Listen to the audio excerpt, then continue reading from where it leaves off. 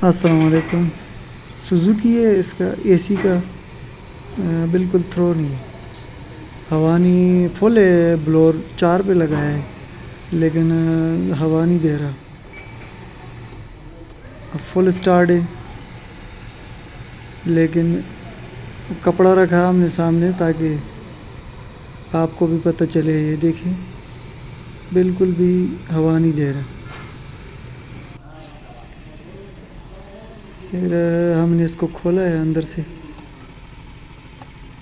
Operator देखें, इसका चौक हो चुका है, देखिए बिल्कुल बंद है,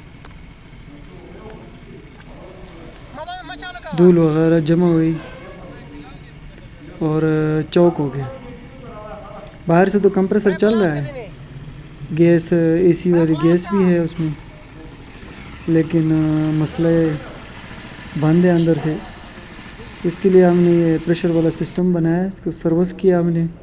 आप देखें साफ़ सुथरा हो गया। प्रेशर के साथ हमने इसको धोया है बग़ैर खोले। इसको हमने बाहर नहीं निकाला है, गैस भी नहीं निकाली।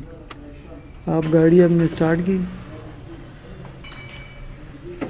तो टेम्परेचर तकरीबन बाहर 40 है। अभी हमने गाड़ी स्टार्ट की, ब्लोअर स्टार्ट किया, आप देखें। आप फिर कपड़ा हम रखते हैं ना, हमारे पास वो दूसरा मीटर नहीं है तो हमने ये कपड़ा सामने रखा। देखें ज़बरदस्त।